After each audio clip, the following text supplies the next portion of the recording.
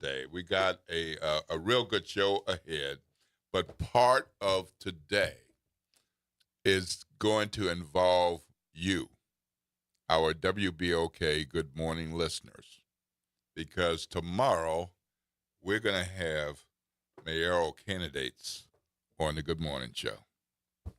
Yes, yes, yes. We're going to have mayoral candidates live and in living color in studio for you, our listeners, to hear. So part of the way this will work is there won't be calls while they're here, but you will have the opportunity to call today and get your questions in the pool of questions to be asked during the limited time.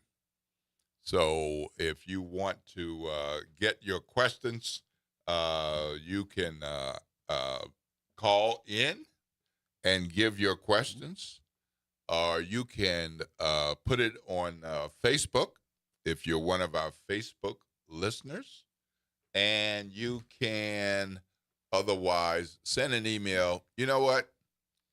You can send it to me. Send it to me. Send it to my Gmail account. I'm one of those people. I got multiple emails. I even got my old school 1990s AOL email. Does that still work? It still works, man. It's kind of crazy. It's like, man. Yeah. I mean, AOL still exists. It is nothing like it used to be. I couldn't remember my AOL if you put a pistol to my head. Oh, Lord. Well, you really old school.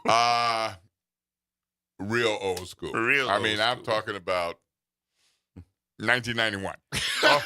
You are anti-delusional. Yeah. For those of you, that's before the Great Deluge. Yeah, right. Prehistoric.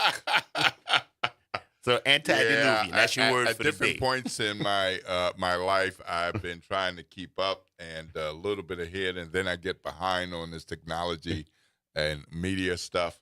But that was the days when I was actually on beta systems of email and internet stuff when they were trying things out.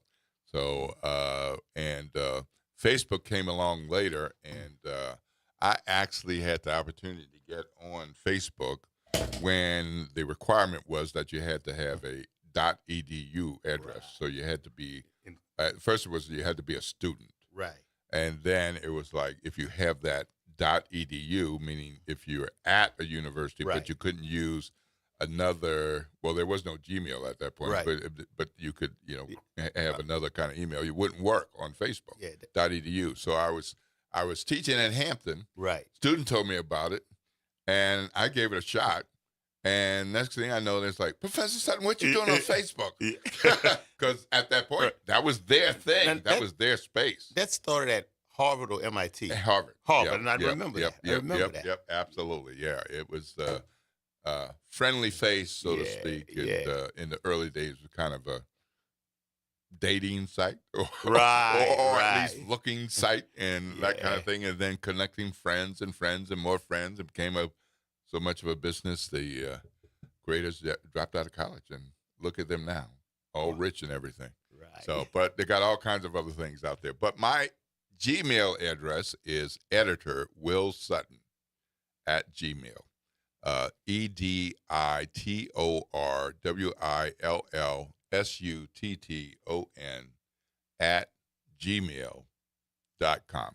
You're happy to use it for this purpose. Be sure in the subject line you put WBOK. WBOK mayoral, and then I'll know what it's about. Okay? And better would be WBOK mayoral and put your name so that I can go through it very easily. And then feel free to write your question. Feel free to write your question, and we're going to get as many questions in as we can with mayoral candidates tomorrow. Well, it's very important for this station to basically give the listeners the opportunity to talk to the candidates directly. And I'm very proud and honored that Will and I are used as the facilitators of that, because when we talk about being informed, WBOK, our mission is to inform the Black community about, things that are near and dear to their hearts and things that concern them, that affect them on a daily basis. So now you will have the opportunity to ask questions directly to the candidates on WBOK, your favorite radio station. Yep, absolutely. So give us a call at the WBOK 1230 AM talk line, 504-582-9422. I know some of you need to think about it and then give a ring or send an email or post on Facebook, but others, I know you got a whole load of questions. Oh, yeah. So we're here, and we want to hear from you today. Of course, that means we have a big election coming up on October 11th. October 11th. But Saturday started early voting. Early voting started on Saturday. It concludes on October 4th. And both of us went out on Saturday. I checked in with a few people I know, and from all that I can see, it was kind of gangbusters out on Saturday. Even people lined up in advance of the polling sites opening. And these are your early voting sites. You don't go to your regular election day site for purposes of early voting. But it was wonderful to see so many people. We actually, when we early vote, most of the time we're voting at the same location in Lake Vista. And so give a little description of what you saw about the time of day that you went. Yeah, I went at about 9 o'clock. It was a 6500 Spanish Fort. It was incredible. They had a large number of people there. It was extremely efficient the way it was run. I mean, you went in. The whole process took about 10 minutes from the time I got there to the time that I finished. I mean, everybody was polite. Everything was organized. And a lot of people were engaged. I mean, you could How tell. many people were out there? Well, they had about 100 when I. Wait a minute, not 100 at the same time. Not at the same time. No, but by the time you went, by the time I went, there about 100 people. Okay. Had voted. That was like in the first hour. That was like in the first hour, because I asked the security guys that were working there. Because when I was there was about 15 people at 9 o'clock that was actually in the line with me. Mm-hmm. And I asked the police officers that were working the detail there, I said, how many people? He said, about 100 in camp so far already. I said, what? In the first hour? Mm-hmm. So, counting the people that was there at 9, 10, 9, 15 when I was there. So, I mean, that was a lot for that early. You know what I'm saying? So people were very engaged. Yeah. People were very engaged. And I tell you what, the candidates, they had their people out there, like, far enough away where it would be legal, but right. They were like on the highway where you could see, I mean, everybody was representative, the council at large, the mayors, the sheriff's people, that were running for those particular positions. Mm-hmm. I mean, it was like election day. It really looked like election day. Right. I mean, it was incredible. I mean, it was incredible. Yep. Well, I went to that same location, and I was there hours later. Okay. So this was late morning probably that I was there, because I started my day with a married man's session, trying to buffer myself up and become a better husband. But after that, I ran an errand and then went on over to vote. And so at that same location, within 2 to 3 hours, there had to be 300 to 400 people. Wow. Was the estimate when I asked some of those folks and different people to tell me, what they thought they had seen. But the lowest figure I got from anybody was 300. Right. I'm telling you. I mean, and when you it was really amazing, which is wonderful to see. It's wonderful to see. I think we had a lot to do with that, because we emphasized that at WBOK. Because, we look at the importance of voting, from a lens and a perspective that's unique from any other station. Because the plight of African Americans as it relates to voting and participating in the process is unique. It's different than any other nationality, any other people. We literally had to die. People actually died for our right to vote. So we don't just have a civic obligation, we have a moral obligation as the African American community to get out there and vote. Yep. So early voting continues through October 4th. And those locations, again, you've heard us share this before, but we want to make sure you get it if you missed it before. Or if you need to share it with somebody, pull them over so where they can hear or write it down so that you can give it to them. So the City Hall location for early voting is 1300 Perdido Street, room 1W24, 1W24. And, of course, it's City Hall, so that's lots of city business. So take into account the bus schedule, parking. Don't expect to park right in front of City Hall, but there is parking around and near City Hall. The Algiers Courthouse at 225 Morgan Street, and that is room 105. And, of course, at Lake Vista Community Center, where we were just talking about 6500 Spanish Fort Boulevard. It's in the Lakes neighborhood, Lake Vista neighborhood. And the big one, where there were also lots of people, the voting machine warehouse at 8870 Chef Mentor Highway. Now, if you've never been out to the warehouse for whatever reason, or you've never voted out there, don't let the name of the place intimidate you. It is a warehouse because that's where these huge machines are stored. Right. So they can be in a secure facility when they're not dispatched to early election locations or election day locations.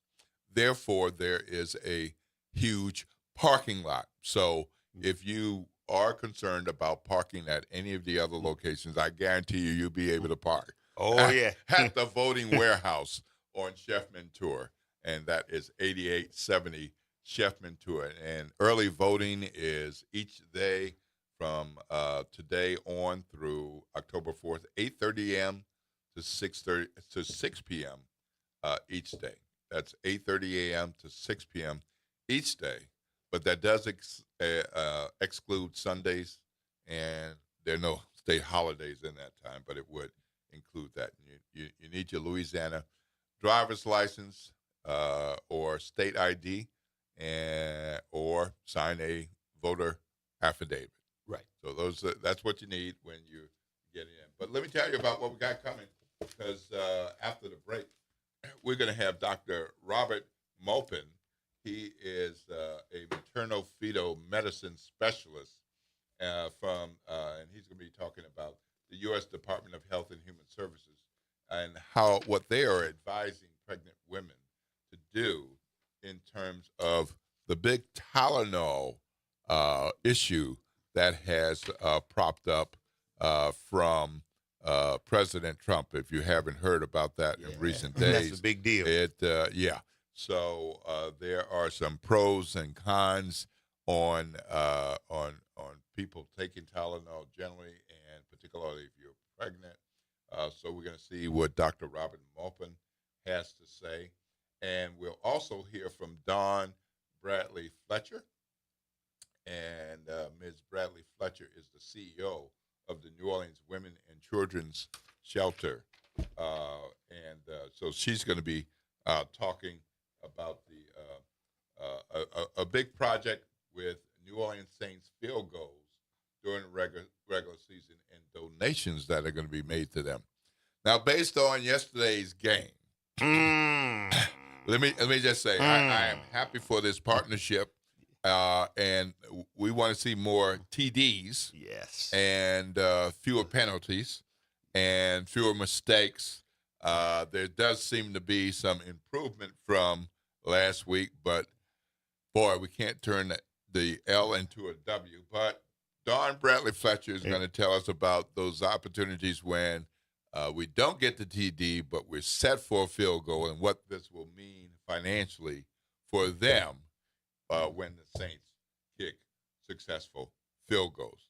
and we're going to have our St. Aug colleague, former president of the St. Augustine High School board, and he's going to be, president of St. Aug. School. Well, you take it from Yeah, there. Art Craddock, the first alumnus president of St. Augustine High School and the captain of the 1975 state championship football team. And he's also a Hall of Famer from St. Aug and a Hall of Famer from Southern Illinois. So he is a very, very accomplished man. So we're very pleased that he's going to be on the show. All right. So don't forget, we want to hear from you about whatever you got on your mind, got on your heart, got on your chest. You want to get something off. That's whatever it is. Certainly we'll engage you with the guests that we have this morning. And don't forget, we want to know what questions that you want us to ask the mayoral candidates tomorrow. The WBOK talk line 504-582-9422, 504-582-9422.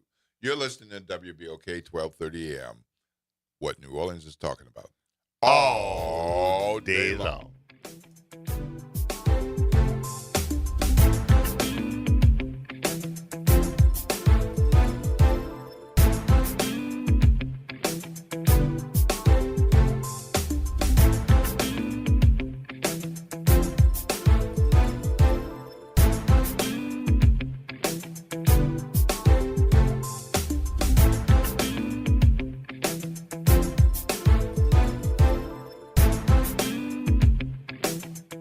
Good Monday morning. I'm Daryl Forges with WDSU News, and here's your headlines.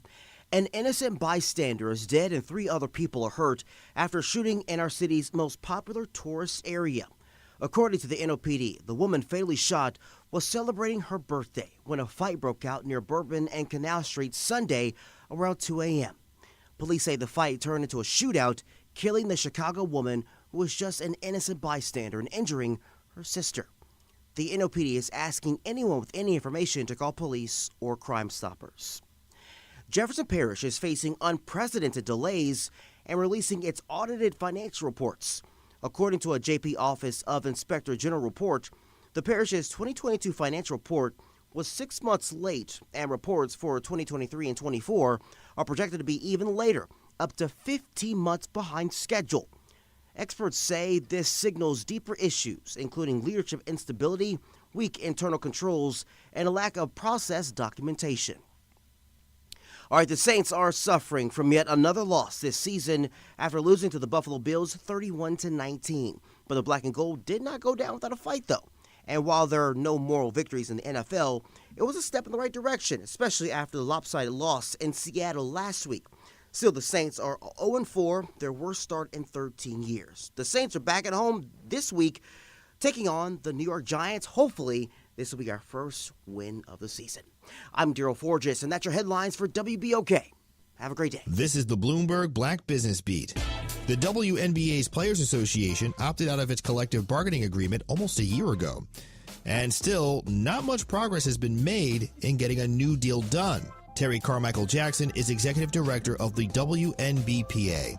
She was on stage at this year's Bloomberg Power Players event in New York and talked about how now is the time for the WNBA to make things right and strike a deal with the players. Right now, we're in a system that, if you look at it, it's not tied to the business, and so it's designed to undervalue them. As the business grows, they start to fall behind, and we've got to right that ship. A system that reflects the rapidly growing TV ratings, attendance, and merchandise sales numbers would help get women basketball players salaries that are more competitive with their NBA counterparts. The WNBA has historically featured a large portion of women of color. I'm Bloomberg's Justin Milliner on the Black Business Beat.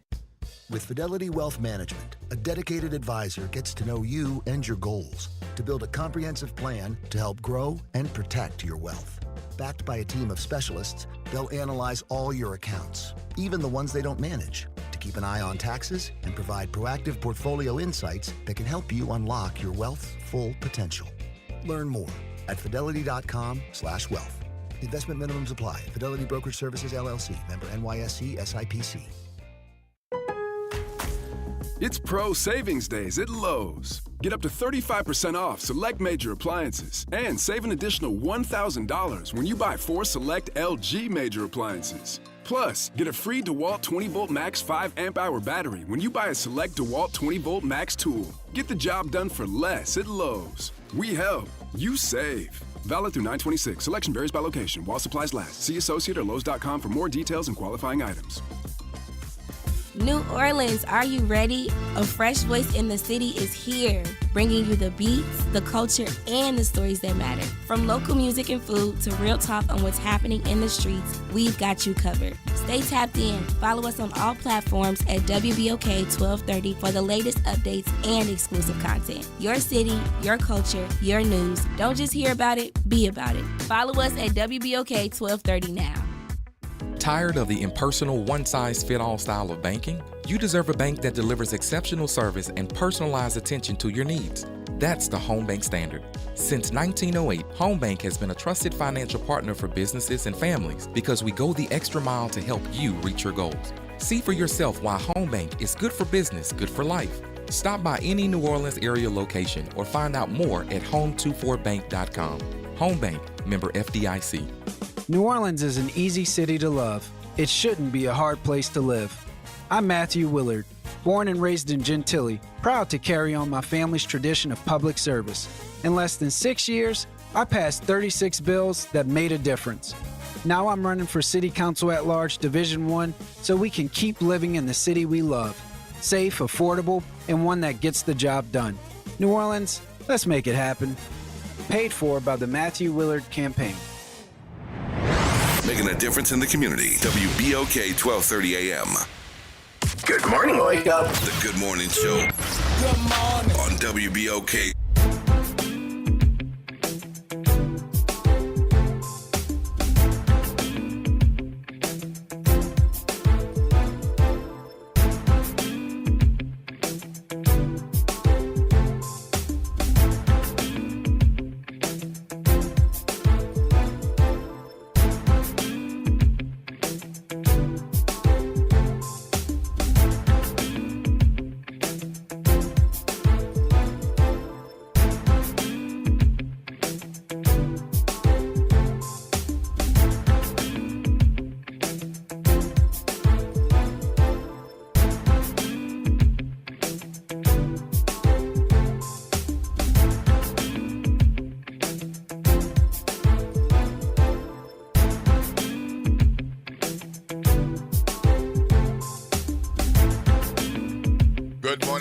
Good morning, New Orleans, and welcome back to the Good Morning Show. This is Will Sutton. This is WBOK 1230 AM.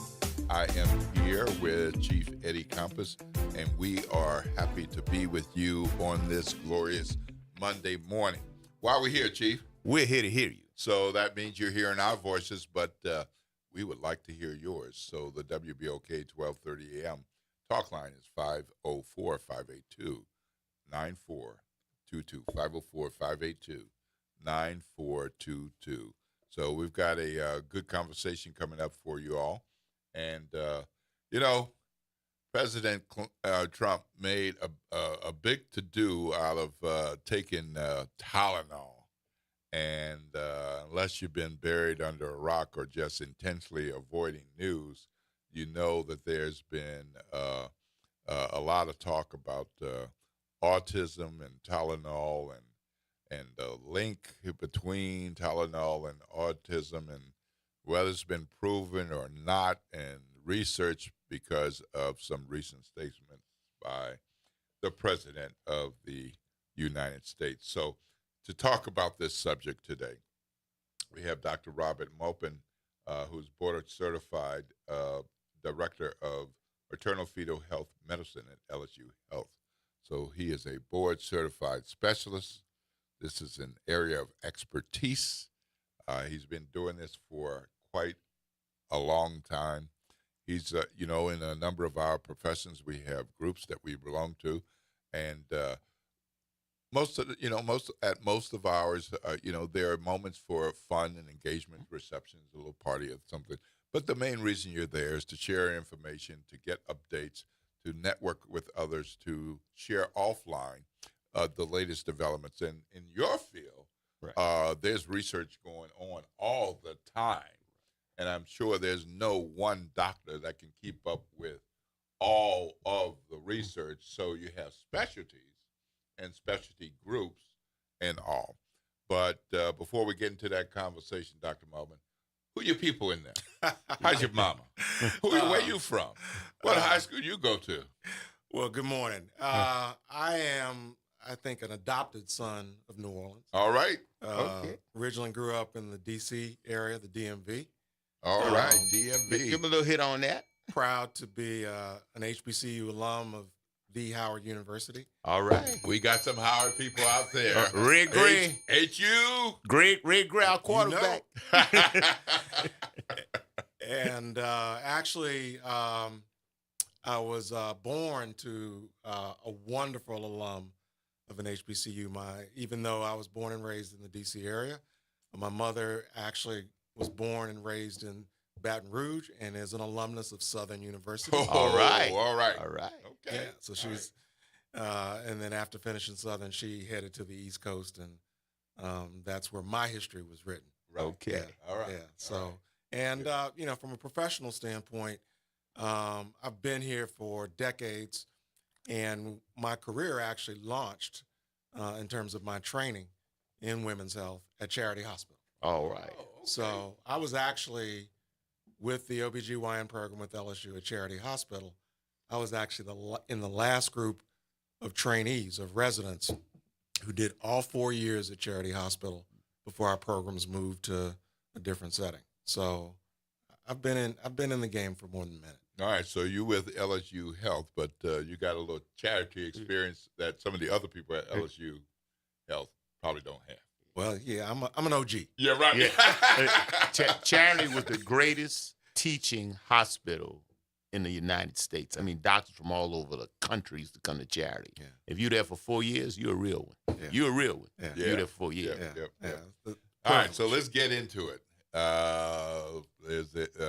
It's been in the news, and once President Trump started talking about this connection, and of course, Health Secretary Robert Kennedy, it's not like they haven't done this before. Right. And I think people should realize that this is not like a new thing that they have tapped on.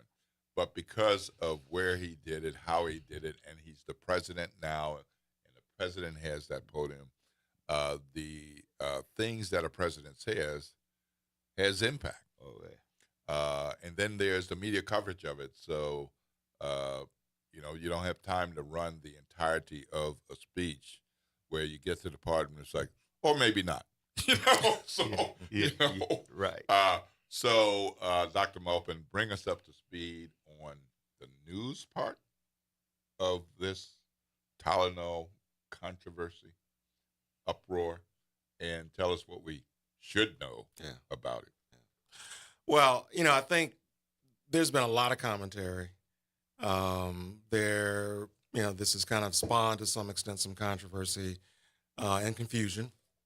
What's really important is to understand in terms of, the news cycle, really what landed was an announcement by the Food and Drug Administration, the FDA, both through the media and the news, but also in a letter to providers that they had a particular concern. And so the politicians that have made commentary in this area really are reflecting this particular letter or document that came from the FDA that said, that yes, there were some studies, especially one recently, that suggested that there could be a linkage between acetaminophen, which is the medication in Tylenol, and certain neurodevelopmental conditions that we see in children. There is a very important point, though, that I think is part of the key takeaway that I actually, want to read. That was part of that letter. There were two statements, and this was the official FDA letter. One statement says, and this is important, while an association between acetaminophen and autism has been described in some studies, a causal relationship, meaning a relationship that means that we've proved this, has not been established. Has not been established, and there are contrary studies in the scientific literature. One of the last statements in this letter also noted that the fact is that acetaminophen is the safest over-the-counter alternative in pregnancy amongst all analgesics and antipyretics.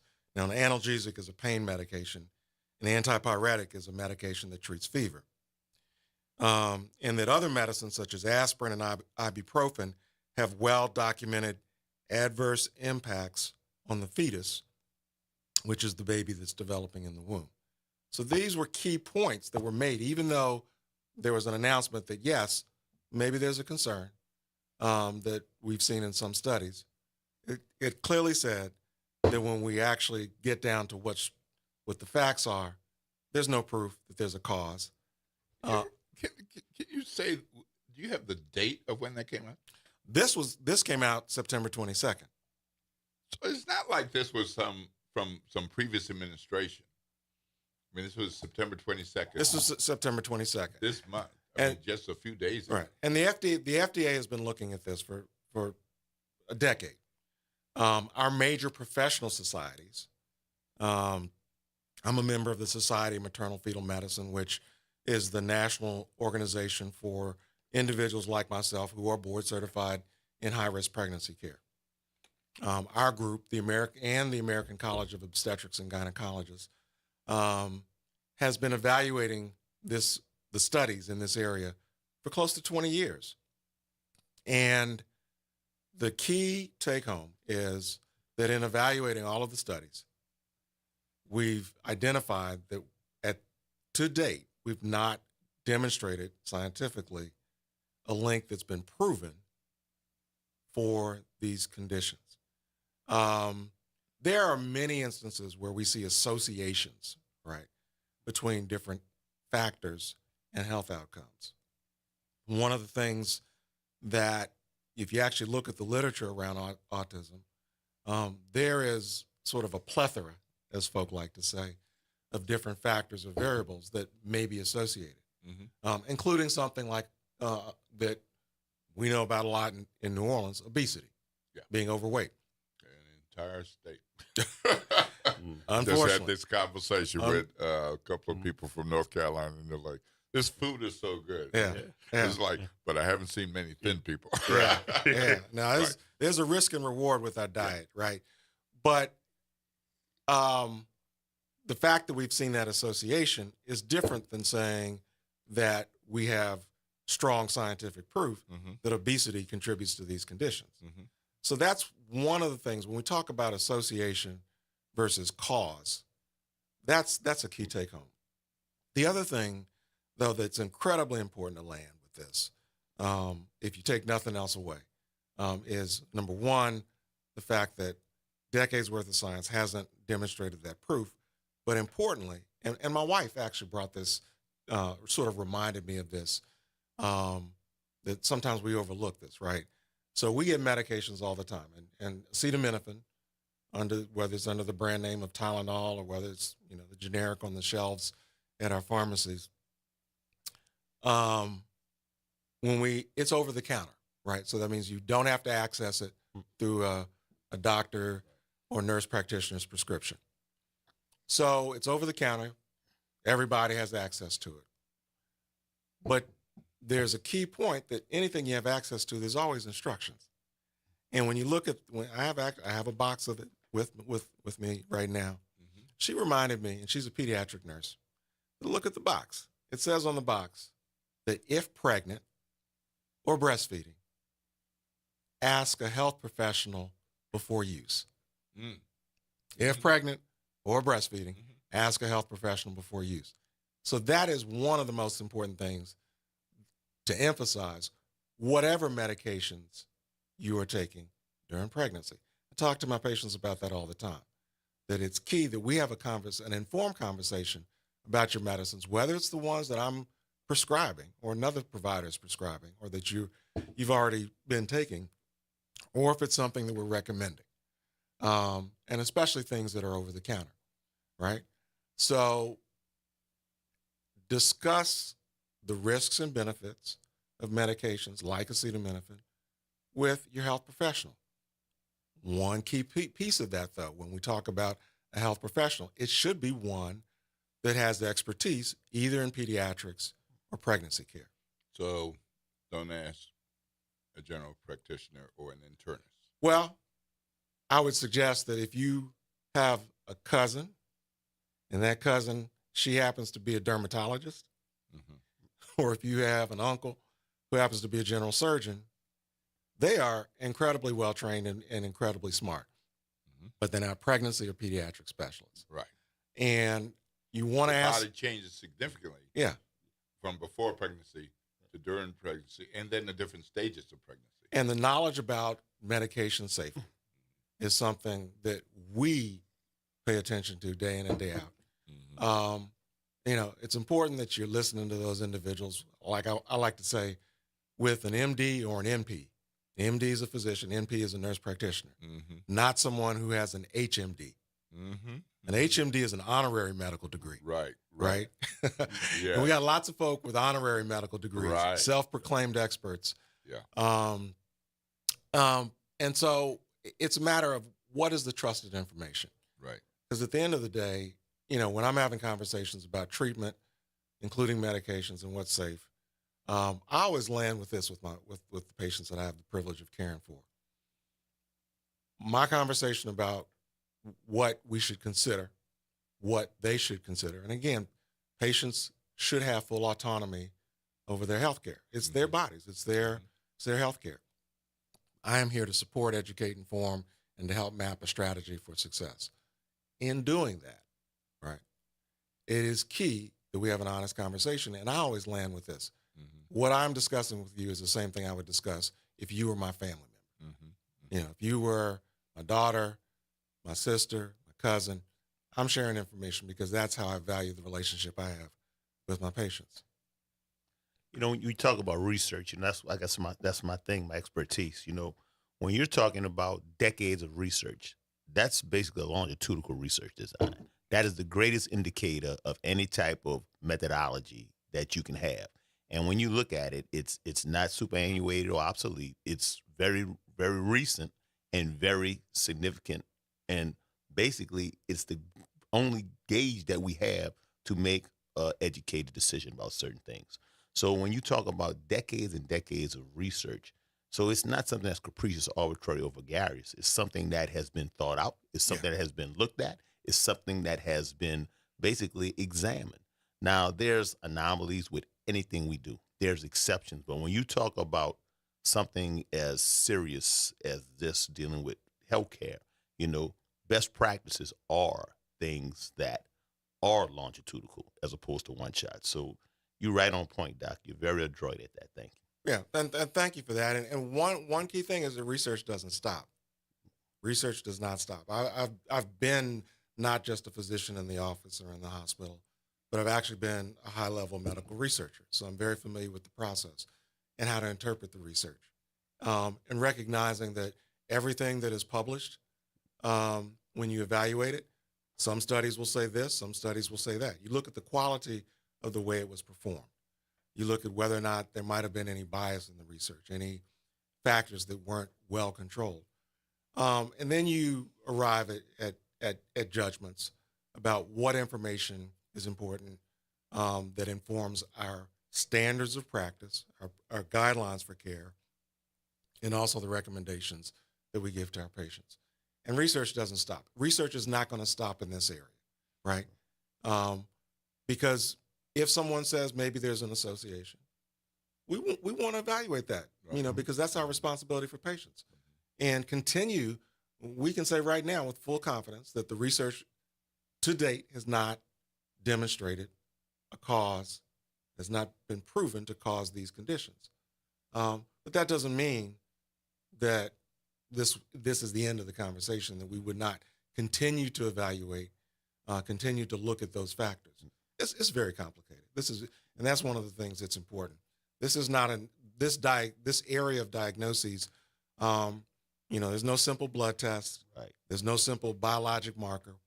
There are approaches for diagnoses, But those things have changed over time. Right. And when you see some discussions that there have been significant increases in these conditions over X number of years, one of the things that you have to also take into account is our recognition of the condition.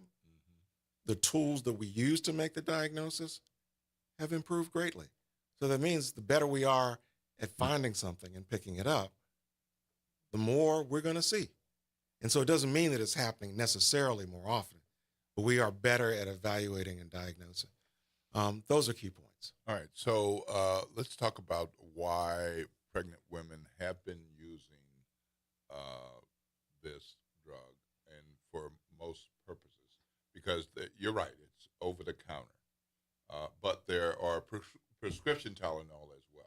Yeah. So what's the difference?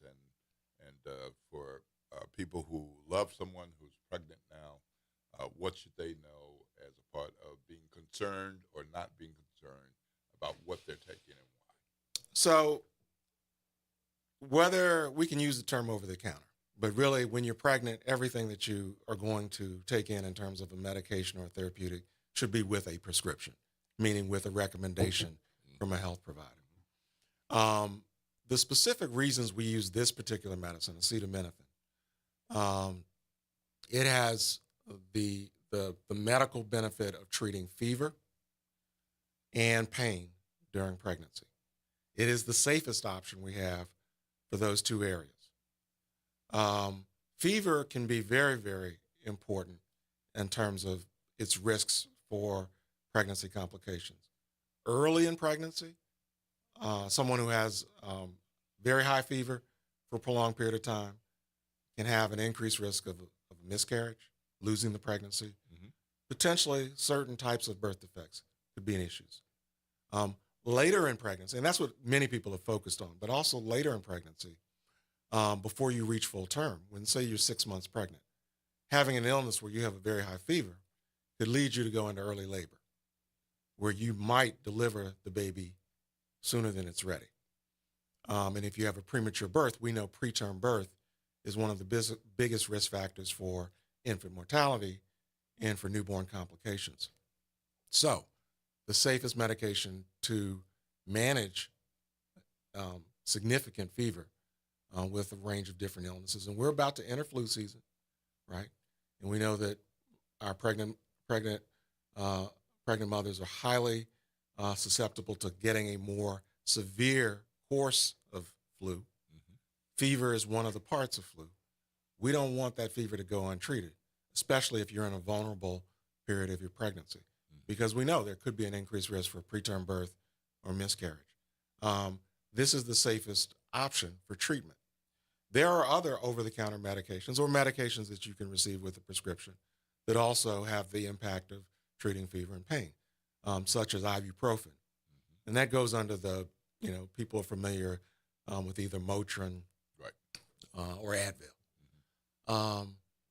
That medication, even though it's effective for treating pain and fever, we know specifically there are some select adverse complications we can see in pregnancy with those medicines. And so we greatly prefer not to use those unless there's a specific reason to do so, because there's more potential risk. Okay, we've got to go to break. We've had a good conversation about this. Thank you so much for clarifying what's going on with all the noise that has been happening. What's the best place for pregnant women and the folks who love them to continue to look for good information about this and any particular local information? I'm glad you asked. I work closely with Dr. Jennifer Avegno, who is our New Orleans City Health Director.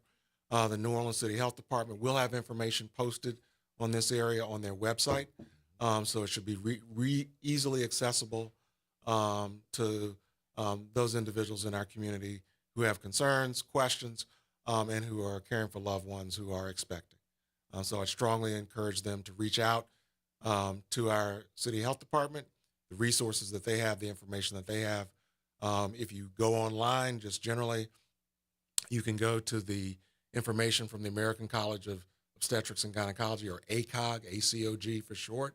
They have a range of patient-facing communications about this topic, as well as numerous topics that are important for the health of your pregnancy. All right, wonderful. Thank you so much, Dr. Muffin, for joining us today. Very important conversation. We want to be healthy in lots of ways, but something that none of the three of us will likely ever experience in life is pregnancy. That's right.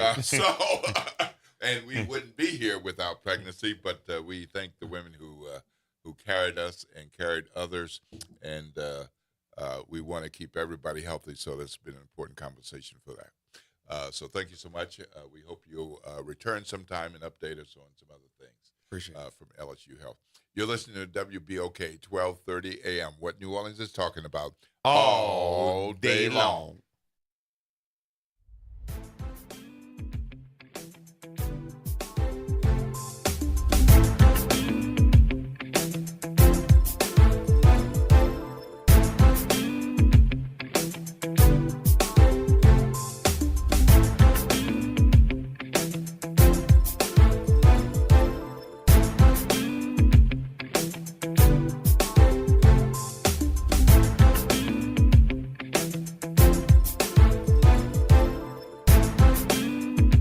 This is your news update for WBOK from WDSU. For all your news and weather, watch WDSU News, New Orleans' leader in live, local, late-breaking news. Today at noon and 4 p.m. We're starting the work week off on the hot and dry side once again. Highs will be into the low 90s, feeling very close to the actual temperature as we do have some lower humidity, but it's still going to be hot overall. We could see a spotty shower or two, but most of us will end up staying dry. And then as we get later on into the work week, we are expecting an increased chance for rain. Highs by Thursday on into the weekend will be into the mid-80s. From the WDSU First Warning Weather Center, I'm Raven Richard. What's the future for New Orleans? Will city services ever function efficiently? Our people need answers, not slogans. That's why the Nonpartisan City Services Coalition has asked the candidates for mayor how they plan to fix city government. Want to know what they said? Go to cityservicescoalition.com to see for yourself. It's time for action, not excuses. The next step is yours. Paid for by the City Services Coalition. The New Orleans Jazz and Heritage Foundation is the nonprofit organization that owns the New Orleans Jazz and Heritage Festival, presented by Shell. With the funds generated from Jazz Fest, the foundation invests in Louisiana companies through economic development, cultural enrichment, and free educational programs. To learn more about what the New Orleans Jazz and Heritage Foundation does, please visit www.jazzandheritage.org. Interest rates and inflation are out of control. Is your credit card debt also out of control? It's time to resolve your debt and take back control for a lot less than what you owe. If you have $10,000 or more in credit card debt, then you need to call us right now. Debt Fix Pros can significantly reduce the amount you owe, and you could be debt-free faster than you think. I knew we had to do something. Our debt was growing. It was getting out of control, and we just didn't know what to do. We saw an ad for Debt Fix Pros. We called, and they showed us how fast they could get us out of debt. It really was amazing, and now we're back in control. Call now, and we'll show you how easy it is to fix your debt. The call and consultation are free. Call Debt Fix Pros right now at 800-311-5977. That's 800-311-5977. 800-311-5977. Good morning, Wake Up. The Good Morning Show. Good morning. On WBOK.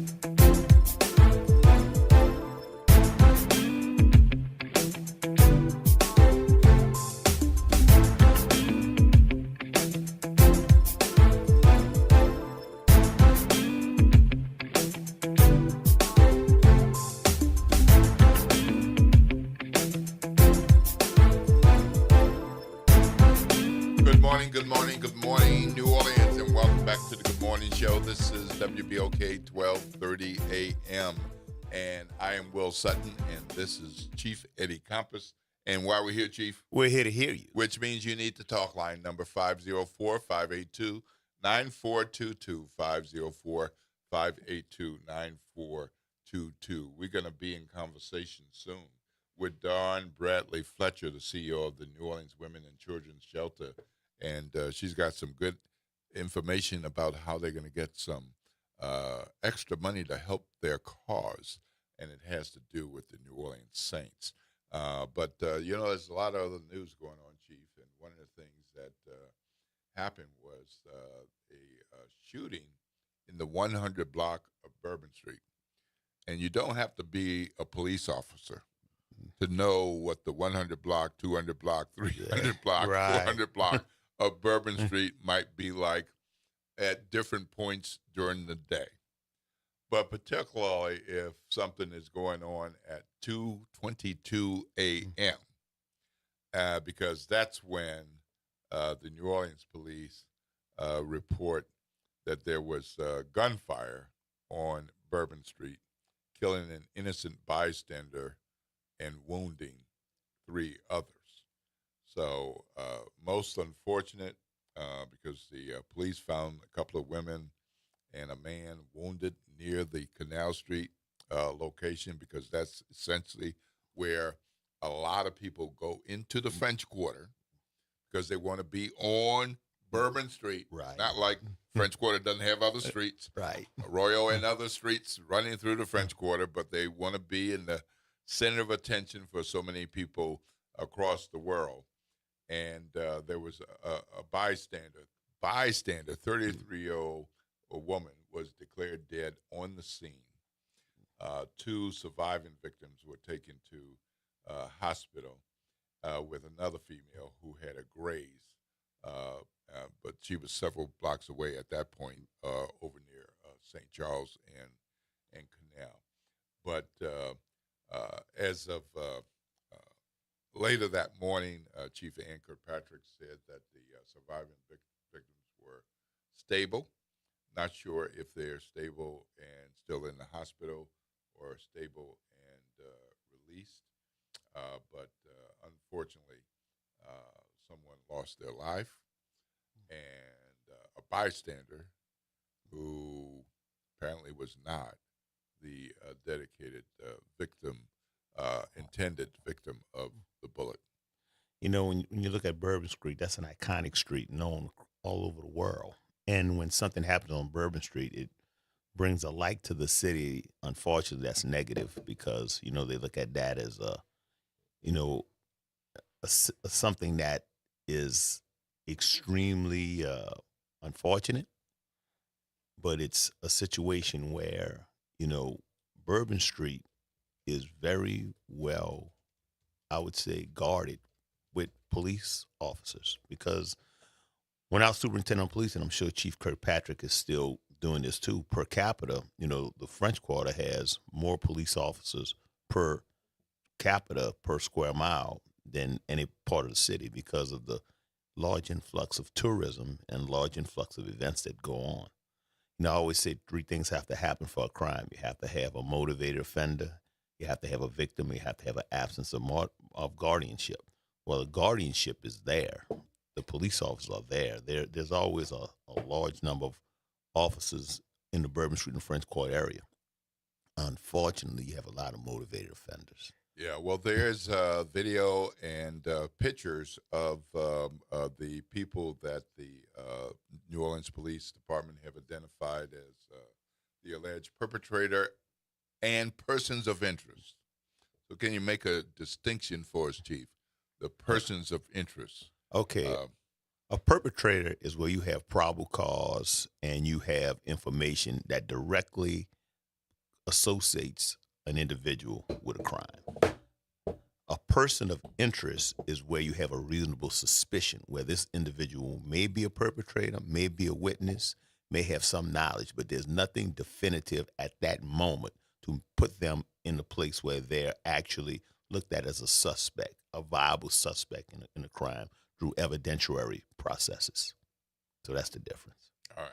So hopefully some of you all out there can be helpful. None of us want to see crime of any time, any kind. If you're a good, upstanding, honest citizen, you want to be safe. You want others to be safe, and you definitely want to help crimes get solved.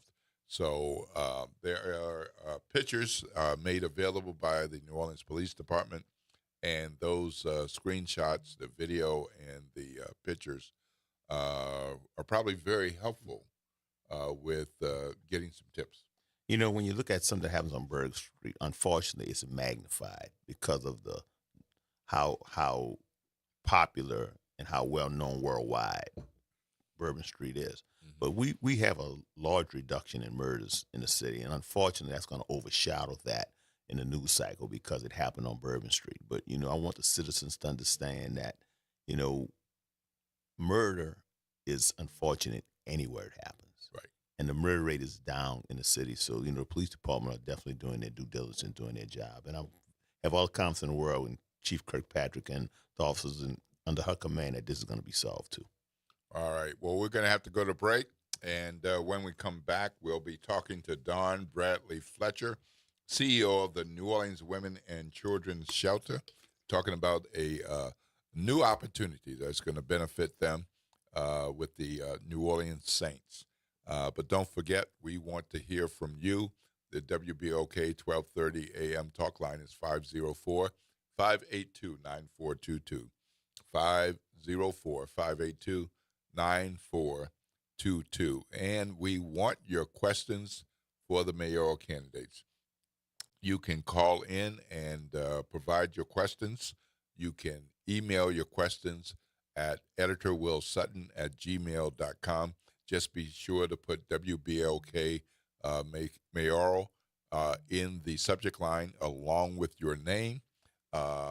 Please put your first name, last name, and if there's any identifying information you care to provide, it'd be very helpful to know what ward you're from or what neighborhood, or if you're affiliated with an organization, and your contact information in case we need to follow up with a phone number, email address. Editor Will Sutton, all one word, all lowercase, no special characters or anything. That's editorwillsutton@gmail.com. And for those of you all on Facebook, please post your questions there, and we will compile those and get to as many of those as possible for the wonderful opportunity we have to talk with mayoral candidates tomorrow morning on The Good Show. Good morning, show. This is WBOK 1230 AM, what New Orleans is talking about all day long.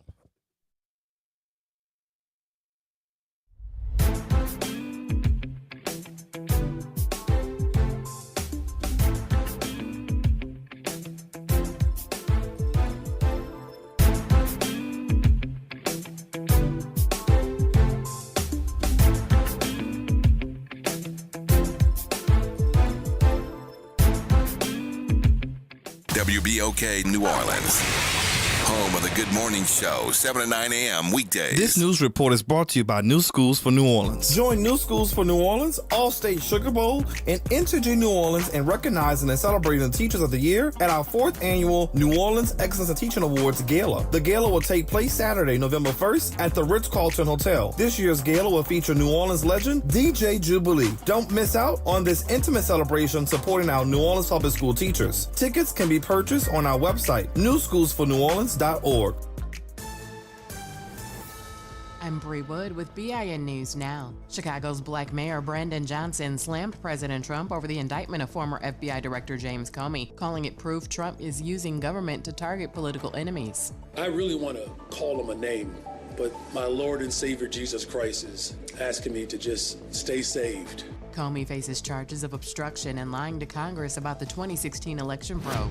The family of Takia Young is suing Glendon Township, Ohio, and its police chief claiming civil rights violations after Young was fatally shot by Officer Connor Grubb in 2023. Grubb, charged with murder, has pleaded not guilty. A separate wrongful death suit is also underway. And Sean Diddy Combs is asking a judge to toss out his convictions, arguing commercial voyeurism isn't prostitution. If that fails, his lawyers want a 14-month sentence, time already served. Get BIN News now on demand 24/7 on the iHeartRadio app. Good morning, Wake Up. The Good Morning Show. Good morning. On WBOK.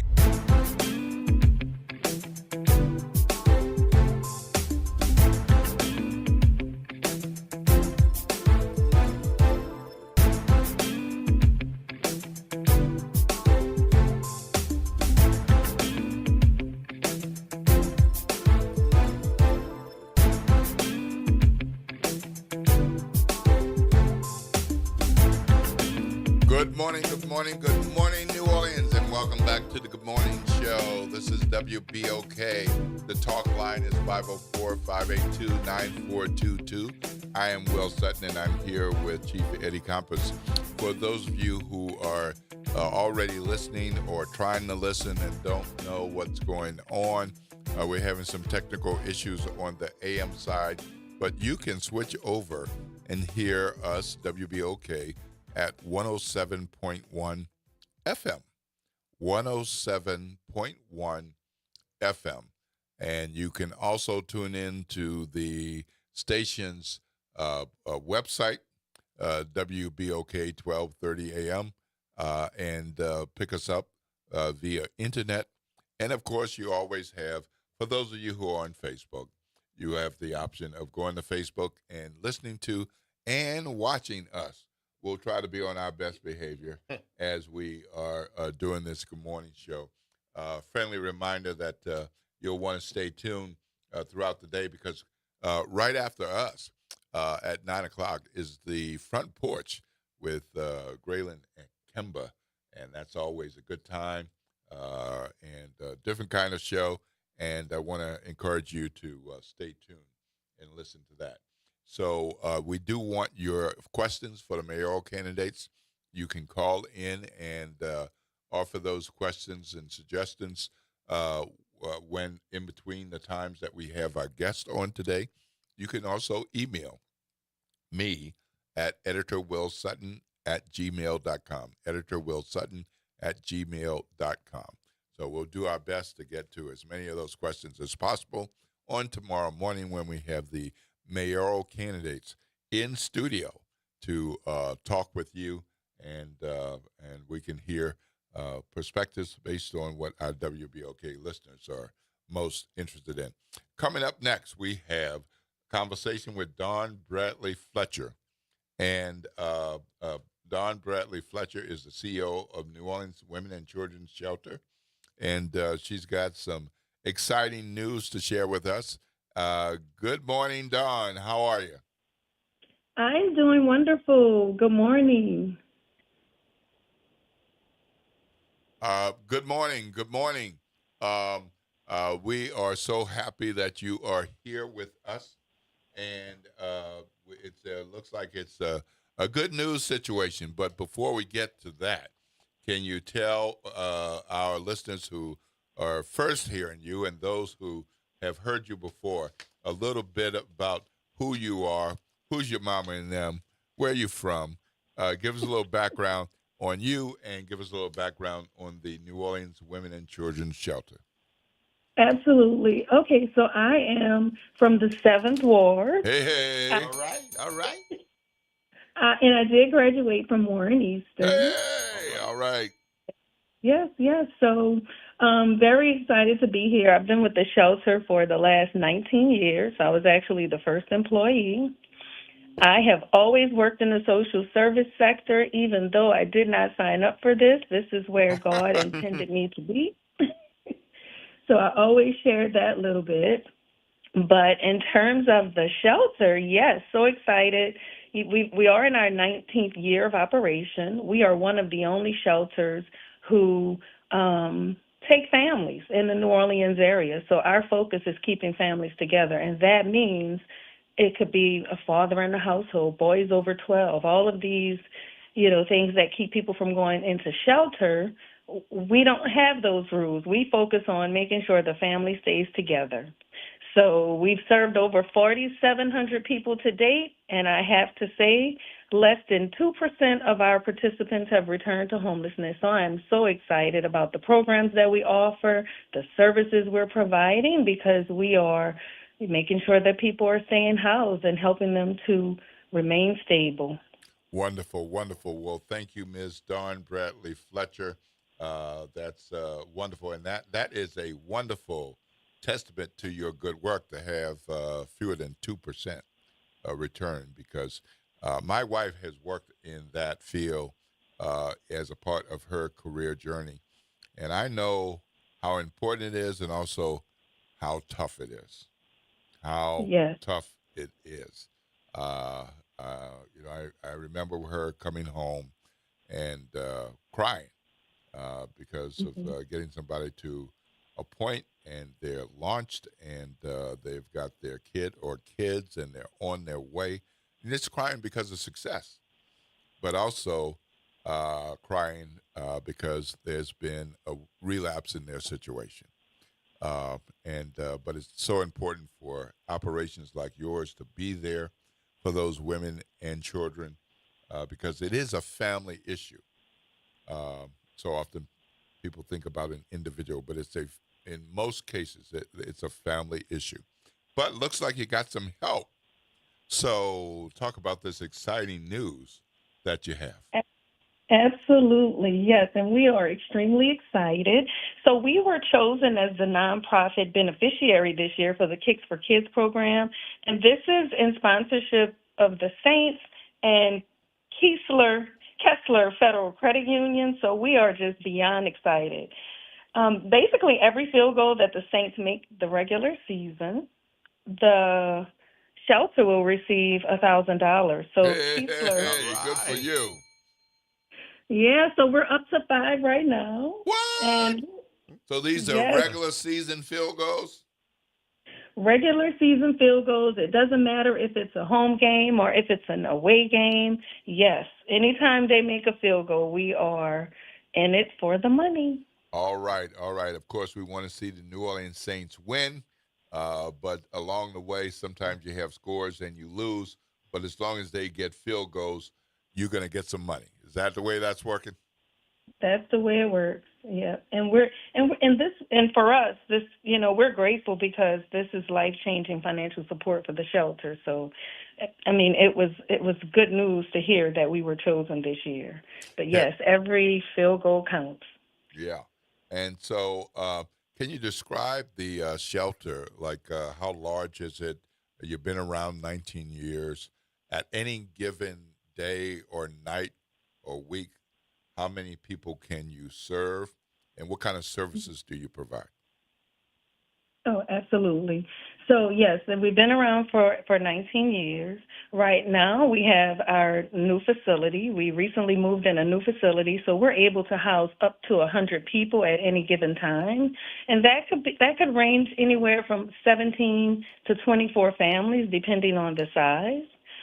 And we do come with a complete wraparound services, and the services we provide is what we credit to our families staying housed.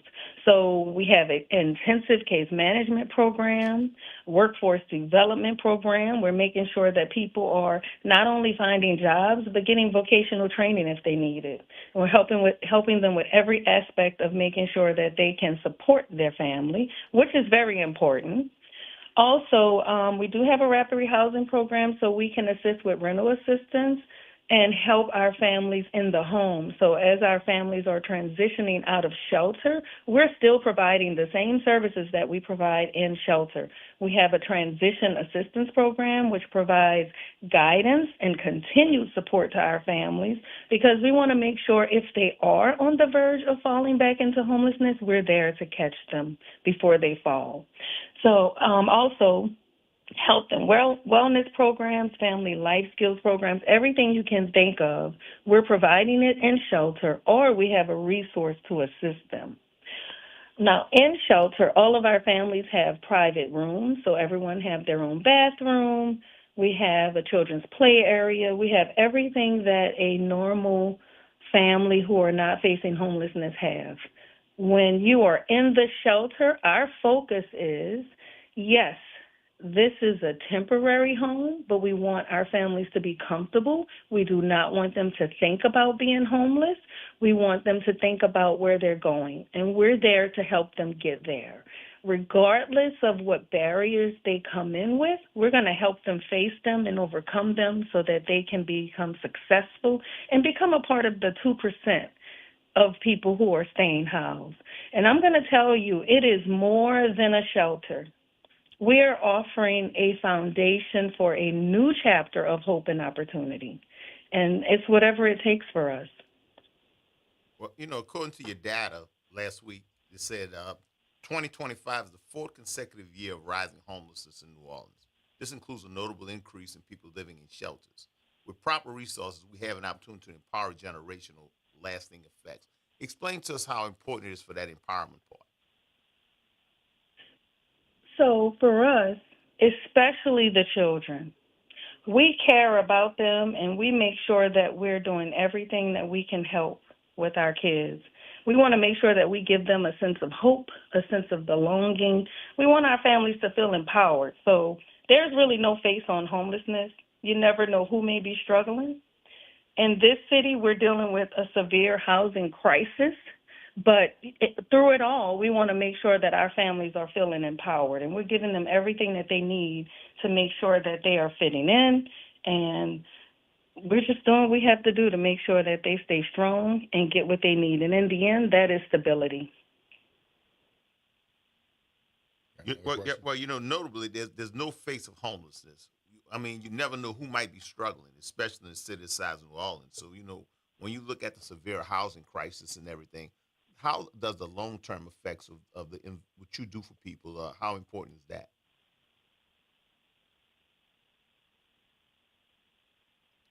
Hello? I'm here. Yes, I'm here. Yeah. I was saying, like I said, it's a temporary fix to a certain extent, but I know you guys go beyond that for in the long. I mean, what other programs? How people can get involved in helping you. I mean, from the outside. So people can help us by donating, volunteering, giving in-kind donations, and just spreading the word on who we are. When you look at in-kind donations, where would you send those donations to? They can send it. If I want to donate, how would I get in touch with you guys to donate the resources and I guess monies or supplies? How would we go about doing? And what do you need? What do you need most? Yeah. So gifts fuel the shelter operations, meals, life-changing programs. So that's always important. But of course, volunteering time and talent, it supports our children's programs. So, and also spreading the word, just speaking on our mission and sharing it on social media helps people to learn about us. And then, of course, in turn, that could possibly turn into donations to the shelter. But we do have a website. It's www.nowcs.org. They can contact us that way. We have an information page. And also, if someone's interested in giving donations, they can also call the shelter. Our direct line is 504-522-9340. Repeat the number. 504-522-9340. Okay, very good. Wonderful. So, again, you have launched a partnership with the New Orleans Saints based on their field goals. Give our listeners an update on that because some of us not giving up on the Saints yet. We might be glum right now, but if we want to turn those L's into W's, but you can still be a winner over at the New Orleans Women and Children's Shelter as long as they're kicking field goals. So update the listeners once again on that. So the New Orleans Saints and Keesler Federal Credit Union, they were kind enough to select the shelter as a nonprofit beneficiary this year. It's the Kicks for Kids program. So that means every field goal made by the Saints, they're donating $1,000 to the shelter. So we're already up to 5 field goals right now, and hopefully we can get more in. And all of the dollars support the services of the New Orleans Women and Children Shelter. So I assume you're a Saints fan now, even if you weren't before. So tell me how you balance wanting them to get touchdowns and wanting them to get field goals. Absolutely, I'm a Saints fan, and I'm very grateful to the Saints and Keesler. Nothing brings the community together like rooting for the Saints, whether we are on the winning side or the losing side. I am a diehard, so I'm always going to fight for them to win. Absolutely, I want the shelter to gain from the field goals, but I'm rooting on both sides. All right, very good. Chief? Well, I'm so optimistic. I think we're going to have some field goals during the playoffs. So you're gonna right. actually not I think we need to write this down. Write this down. Write this down. I'm not only seeing you getting field goals during the regular season. I think when we go to the playoffs, that's right, I said the playoffs. I'm not losing my mind. I have faith in the New Orleans Saints. So you'll be getting some money from the playoffs also. Well, I hope that's the case. All right. Well, thank you, Ms. Bradley Fletcher. We appreciate your time.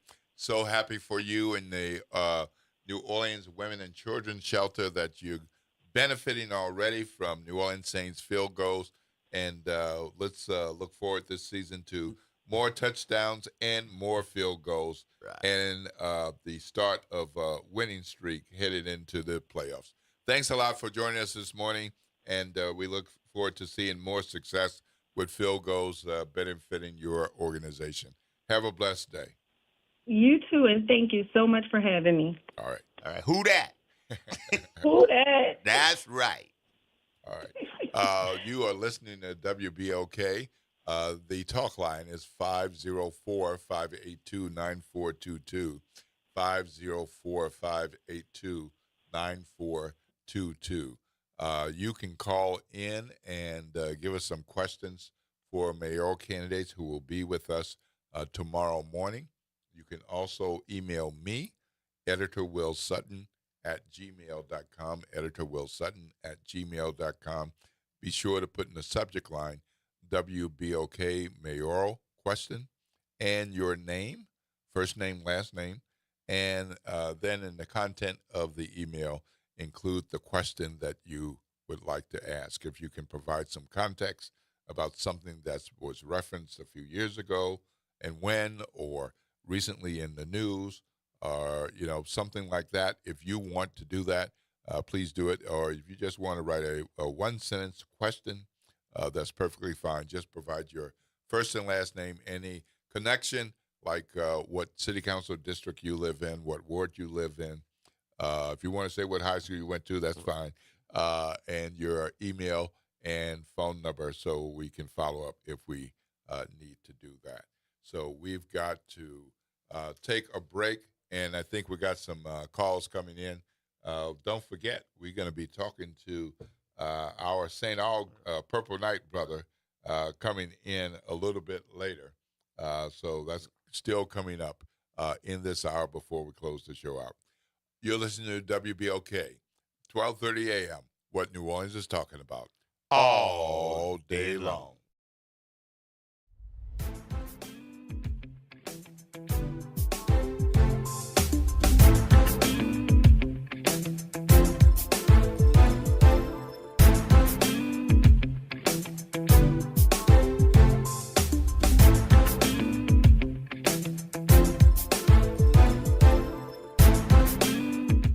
New Orleans, are you ready? A fresh voice in the city is here, bringing you the beats, the culture, and the stories that matter. From local music and food to real talk on what's happening in the streets. We've got you covered. Stay tapped in. Follow us on all platforms at WBOK 1230 for the latest updates and exclusive content. Your city, your culture, your news. Don't just hear about it, be about it. Follow WBOK 1230 now.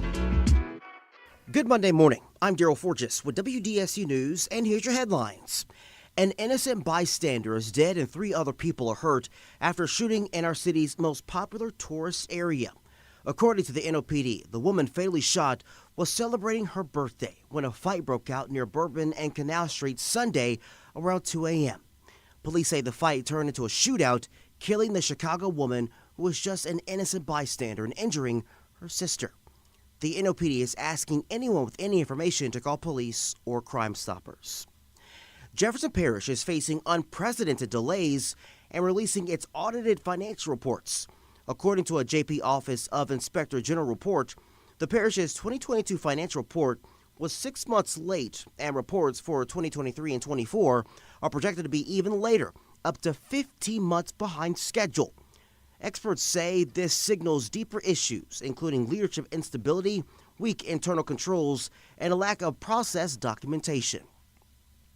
All right, the Saints are suffering from yet another loss this season after losing to the Buffalo Bills 31-19. But the Black and Gold did not go down without a fight, though.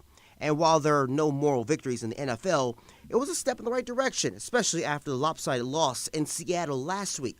Still, the Saints are 0-4, their worst start in 13 years. The Saints are back at home this week, taking on the New York Giants. Hopefully, this will be our first win of the season. I'm Daryl Forges, and that's your headlines for WBOK. Have a great day. Tired of the impersonal, one-size-fits-all style of banking? You deserve a bank that delivers exceptional service and personalized attention to your needs. That's the Home Bank Standard. Since 1908, Home Bank has been a trusted financial partner for businesses and families because we go the extra mile to help you reach your goals. See for yourself why Home Bank is good for business, good for life. Stop by any New Orleans area location or find out more at home24bank.com. Home Bank, member FDIC. What's the future for New Orleans? Will city services ever function efficiently? Our people need answers, not slogans. That's why the Nonpartisan City Services Coalition has asked the candidates for mayor how they plan to fix city government. Want to know what they said? Go to cityservicescoalition.com to see for yourself. It's time for action, not excuses. The next step is yours. Paid for by the City Services Coalition. Fresh produce, local flavor, and a healthy you. New Orleans East Hospital is hosting a farmers market the last Wednesday of every month from 2 p.m. to 6 p.m. Join us in the parking lot across from the main entrance. Support local farmers and your wellness. We'll see you there. Transform your bathroom with the beautiful quality of Bath Planet. As a trusted leader in bathroom renovation, Bath Planet has earned the Good Housekeeping seal, a symbol of quality and consumer confidence for over 100 years. Get half off installation or 18 months with no interest and no payments. Whether it's tub replacement, a shower replacement, or a tub-to-shower conversion, Bath Planet makes your custom bath fast, easy, and affordable. Here's how it works. 1. Call to schedule your free, no-obligation consultation. 2. Our design experts come to you with real samples to customize your dream bath. 3. Our certified installers complete the transformation in as little as 1 day. And right now, for a limited time, you can upgrade your bathroom for 50% off installation or choose 18 months with no interest and no payments. But you need to call now. This special offer is only available by calling 800-981-8177. That's 800-981-8177. Call 800-981-8177 right now before the offer ends. Making a difference in the community. WBOK 1230 AM. Good morning, Wake Up. The Good Morning Show. Good morning. On WBOK.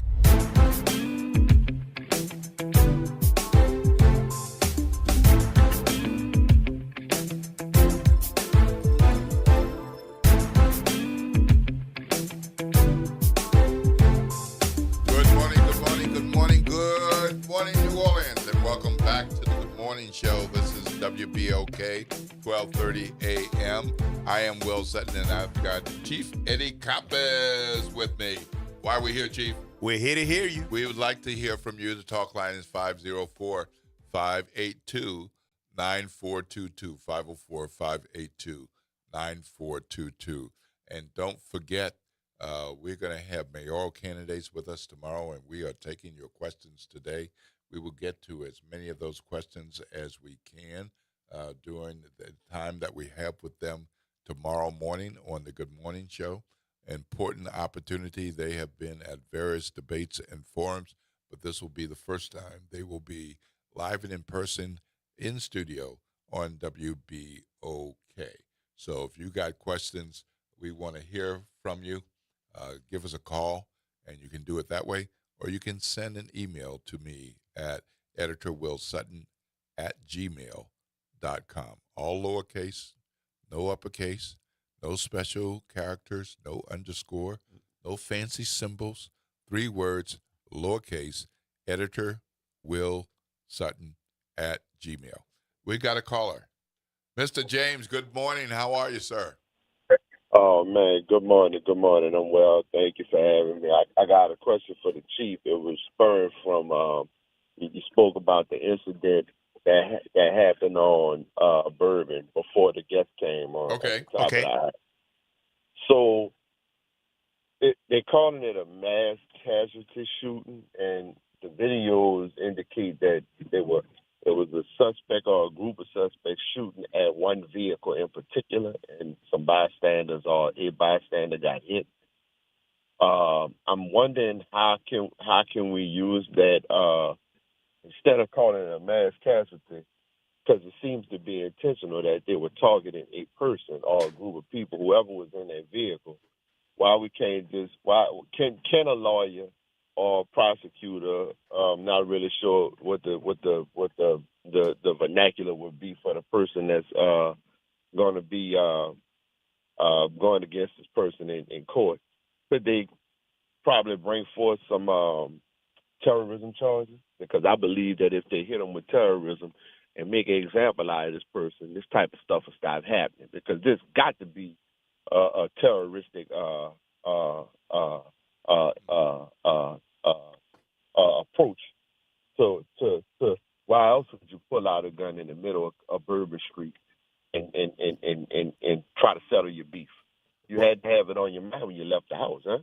Well, when you look at the charge of terrorism, there's some extenuating circumstances that has to be in place, and that can only be determined through a very thorough investigation. Individuals have to be connected to a group of individuals who have a history of terrorism, or they have to be involved in a hate group or something to that nature. So just on the periphery of the incident that happened, you can't make that determination until you actually do an investigation. You have to bring witnesses forward. You have to bring people of interest forward and interrogate them. And, if you have the probable cause to actually put out an arrest warrant for somebody, if they're identified as the shooter or identified as someone as that has known who this individual is that actually performed the act, then you can put an arrest warrant out. But when you look at our Constitution and probable cause for arrests and probable cause for convictions, you have to basically go through your due diligence. And to call this a terroristic act just very capriciously, arbitrary, and vicariously, it's not going to hold up in court. And then you want to make sure you get down to the actual truth. And, you can't make that determination very quickly. But that's a very good observation. Man, I wish we could make some adjustments in that manner, according to the Constitution, as you said, because this had to be. It's like the Mother's Day shooting, That dude didn't shoot into the crowd. He went after who he went after, but they just happened to be a part of the Mother's Day, that dude, man, the act on Bourbon Street seemed like it was to brandish some fashion form of terror and let everybody know, put everybody on notice who out there, look at me, I ain't to be played with. Well, you ain't to be played with, right? So we could set you up with some accommodations that can wrap you around, and resources that can wrap you around people who else ain't to be played with too. You be right there with your kind, but y'all can do it all day long if y'all have to. So yeah. I wish we could put terrorism on this individual. Is what I'm saying. Yeah, I understand. Trust me. I know this is getting sensitive. We get frustrated as a society. A lot of times, when I was superintendent of police, I would admonish all these drug groups because they would stick a gun out the window and shoot at their directed target, and it hit a lot of innocent people. And I always would say, you want to be a gangster, but you driving in a car 60 miles an hour, pulling the trigger, killing innocent people.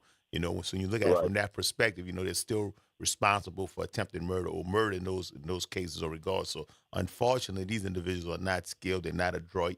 with weaponry, and they shoot a lot of innocent people. Unfortunately, this may be one of those type of cases that the victim was not the intended target, that he was shooting or she was shooting at someone else, and in actuality, innocent people got hurt. And that's the tragedy about incidents such as this. Yeah. But thank you, James. That's sad. All right, y'all. Thanks, James. Have a blessed day. Thank you so much for Oh, calling. Will. Bro, Will. Yes. Bro, Will, you did good. I checked you out on Informed Sources, bro. Oh, you saw that on Friday night? Yeah. Very, very well done. Job well done. Well, they know if they invite me, they asking for some opinion. So. Oh yeah. Look, you ain't cutting you look, give it to them straight, no chaser. Yep. All right, now. Well, I appreciate that, James. Thank you so much. Yeah, you're right. All right. Yeah, I was on WYES Informed Sources. It's a local journalist a roundtable that's recorded each Friday. So there are a number of us are kind of in rotation.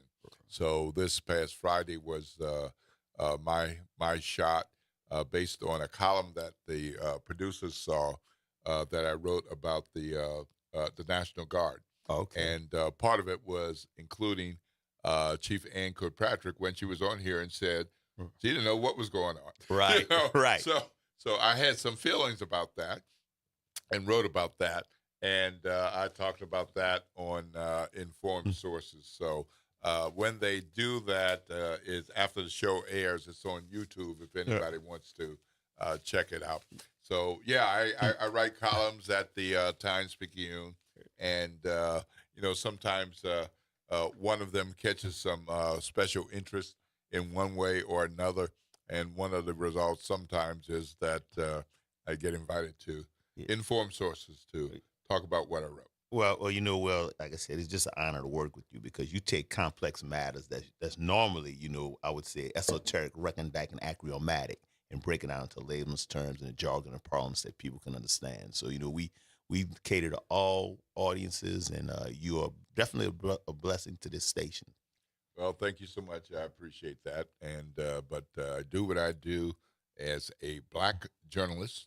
I respect people who want to be use other language, but I am not a happens to be. I am a black journalist, not a journalist who happens to be black. Yes, sir. That's for me. Yes, sir. You want to do it another way, you do you. But I am a black journalist, so I'm doing this from my black perspective, whether that's here at WBOK, at the Times-Picayune, or on Informed Source. So that's what I'm going to do. That's who I am, and that's what I'm going to do. So we have some other things in the news, Chief, and I wanted to make sure that we got to some of those things. In the meanwhile, I want you to take a look at this and see what you think. So it's not ready for air yet, but maybe it might be. So the RTA board has agreed to a $525,000 settlement to the former chief of staff at the RTA. So this is based on research and reporting that my colleague Blake Patterson did at the Times-Picayune. And the chief of staff we're talking about is Catherine Bush Felton. She was hired in 2019, and she worked under two RTA CEOs. So she worked under the current CEO, she worked under the previous CEO, but she alleged that she was the victim of a hostile work environment. So she wrote a letter of resignation in August of 2024 that she was leaving the agency as, quote, her only route to a safe harbor, unquote, after enduring, quote, substantial emotional distress, sleepless nights, and damage to reputation, close quote. And that's a heck of a thing for somebody at that level in the organization, to feel that their reputation is being so damaged and that it's an unsafe environment and you're an executive with the operation. But in her letter, she accused the RTA attorney of who's general counsel of working with RTA employees to deliberately ruin her image, undermine her authority, and create a hostile work environment, which is a hell of a thing. The attorney declined to comment to Blake Patterson, and Felton didn't respond for comment. Her attorney said that the agreement is supposed to be confidential, but Blake Patterson did his work as a reporter and filed public records requests and did other good reporting things, and but went back in the data and looked at the salary history and hiring history, so when Felton was hired in 2019, she was making $157,000, operating the day-to-day operations of the CEO's office and handling intergovernmental affairs, media relations, community engagement, and other things. And that's according to the personnel file. And she was hired on as a regular employee the following May, and the salary went up to $186,239,000, according to Blake's story. So then she suffered the type of harassment and all that she said that she experienced that caused her to leave. But the board had already signed off on a settlement with the former chief operating officer, Gerald Guter, I think is his name, for $224,000. Another high-ranking person who he claimed that the current RTA CEO wrongfully terminated him after reporting driver complaints and all. But the settlement from those negotiations was $224,000. So this latest settlement is $525,000 to the former chief of staff. So those of us who use RTA and those of us who are aware of RTA, it seems like something that you would want to know. And even if you don't use it, it is a major piece of what helps people move around the city and helps people to do business, visit relatives, and all. So we thought we'd bring that to your attention. Yeah. Well, you know, when you look at the different positions, you know, sometimes they're appointed positions, sometimes they're civil service positions. Like when they're appointed positions, they're at-will positions. So a lot of times, a lot of politics going on in those at-will positions, and there's a lot of, I guess, differences of opinion sometimes as an individual will be in that position if they do not, I guess, conform to what the powers that be, for lack of a better term, deem as necessary. So, you know, that's why those things are adjudicated in the courts, you know, whether it be civil court or what have you. You know, sometimes it's done at an administrative level, you know. So we're going to keep an eye on that because definitely that's something to look at. Yeah, right. Absolutely. And, you know, we've been keeping you up to date from time to time on the President of the United States and sending National Guard troops in, or wanting to send other kinds of troops in to cities across the nation. New Orleans is on the list, so we've talked about that. Well, over the weekend, the president announced that he wants to send troops into Portland, Oregon. Wow. Okay. Portland, Oregon, because he feels like it's unsafe. Wow. In Portland, Oregon. I just want to ask you before I go on to the rest of the news, just think about what kind of reputation Portland has among law enforcement people around the country for years. Not that they don't have crime. Yeah.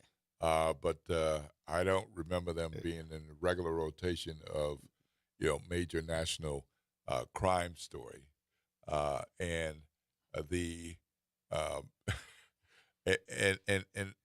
the president said that this is at the request of the Secretary of Homeland Security. Wow. Kristi Noem. Now, she's not from Oregon. She's not from Portland, but so they're talking about that there have been ravaging crime in Portland. Well, just according to what your definition of crime is, maybe you can make numbers say anything you want them to say, but when you look at it from actuality, public perception is important, but the reality is, when you look at it from the perspective of actual crime, I've never in my 46 years of law enforcement ever heard Portland be analogous with a major crime area where there's a lot of nefarious things going on an ongoing basis. So, if it is something that has transpired over the last few years, I'm not aware of it, but, it's kind of interesting that Portland, of all the cities that could use help, because there are real crime problems happening in those areas, for Portland to be designated as a crime mecca, for lack of a better term. Let me give you a little context for one of the things that's being pointed to.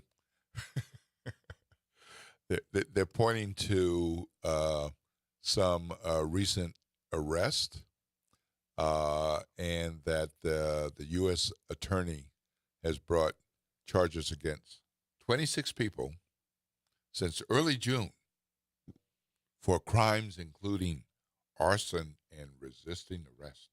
Wow. Okay. You think of major crimes, you think about murders, armed robberies, drugs.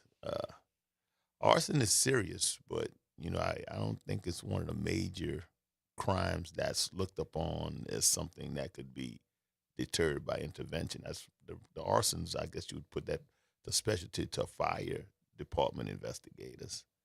And resisting arrest, I mean, that can be interpreted many different ways. What type of arrest are you trying to effect that they're resisting from? Is it like jaywalking? I don't know. Because I don't have the actual report, but that's very very strange. All right, we got to go to break, and when we come back, we're going to have our special guest. Before we wrap up the show, you're listening to WBOK, what New Orleans is talking about all day long.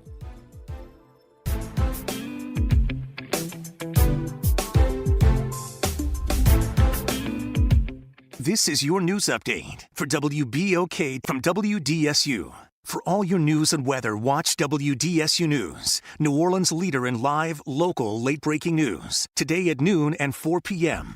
We're starting the work week off on the hot and dry side once again. Highs will be into the low 90s, feeling very close to the actual temperature as we do have some lower humidity, but it's still going to be hot overall. We could see a spotty shower or two, but most of us will end up staying dry. And then as we get later on into the work week, we are expecting an increased chance for rain. Highs by Thursday on into the weekend will be into the mid-80s. From the WDSU First Warning Weather Center, I'm Raven Richard. A message from the community scientist. Do you live or work in St. James, St. John, St. Charles, Ascension, Calcasieu, Baton Rouge, or St. Bernard Parish? You may be exposed to harmful chemicals like phthalates, BPA, and flame retardants found in everyday products but linked to serious health risks. That's why the Community Scientist, a program of Rise St. James, brings you clear, science-based facts that protect your health and our environment. Stay informed, stay empowered. Visit risestjames.org today. Michelle Woodfork is New Orleans born and raised. She walked the same streets we do. She's a proud graduate of St. Mary's Academy and a career public servant who rose through the ranks to become chief of police. She earned a master's in criminal justice, reduced crime, rebuilt morale, and brought in new officers committed to serving this city. This isn't a stepping stone. It's home. She's from here. This is personal. She's lived the challenges. She's earned the trust. And when she puts on that uniform, it's not just a job, it's a promise to protect the city that raised her. She'll make sure the jail is safe and accountable, that people get the help they need, and that no one gets left behind. Michelle Woodfork knows what this city deserves because it's her city too. Michelle Woodfork, the right choice. Paid for by Michelle Woodfork for sure. Visit DePaul's new Algiers Health Center at 2801 General de Gaulle Drive to receive primary and preventive care for both adults and children. Services also include behavioral health, imaging, and on-site pharmacy, vision, Medicaid enrollment assistance, and more. For appointments, visit DePaulCommunityHealthCenters.org or call 504-207-3060. Hey everybody, it's Kimber White Dupree. And it's Graylin Brian Banks from the front porch. We're coming up next. Good morning, Wake Up. The Good Morning Show. Good morning. On WBOK.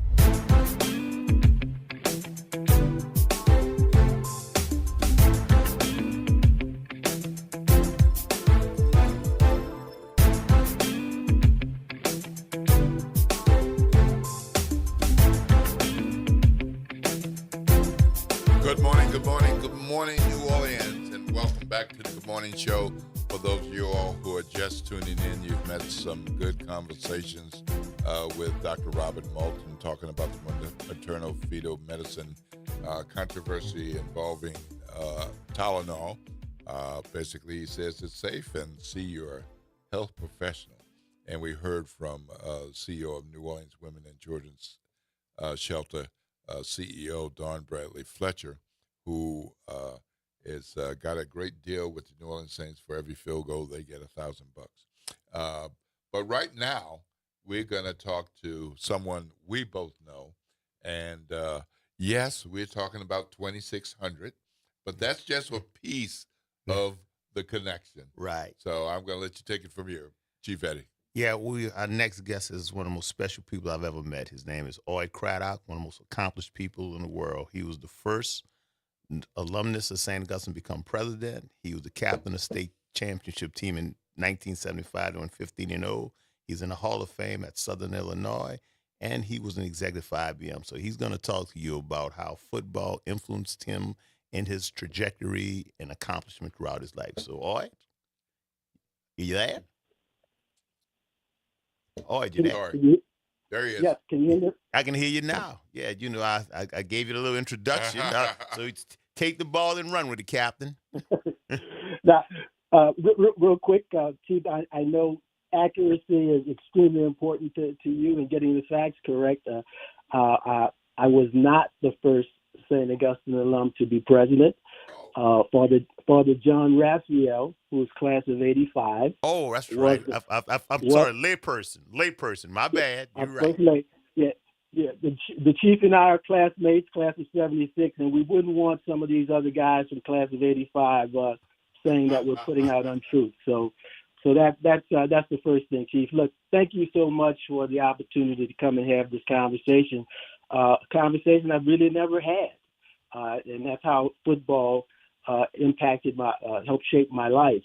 I played football at the recreation league level at high school and Division I college level. I am a product of NORD. Many people say that or are proud to say that. I'm one of them.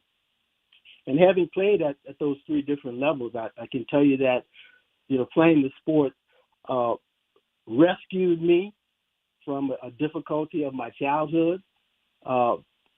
It strengthened me through my teenage years, and then propelled me to success in corporate business and in life. The childhood challenge that I faced was I grew up without my father. And, that has many different types of effects on kids. It's unique in terms of the impact on boys, on girls. The home environment can impact the kid and how they see themselves and what kind of things they connect themselves to deal with problems they may be going through. And I can tell you, for me, not having my father in home and never getting a chance to visit him, talk to him, see him, there were times it made me feel bad about me. And again, kids can do all kinds of things when they don't feel good about themselves, their self-identity and so forth. And I couldn't control what, my parents did in terms of them being together or not. And so that's tough. And something that's out of your control affects you negatively. But what I did control was how I performed in school and how I performed playing ball. Now, And that's really what I committed myself to. Now, right?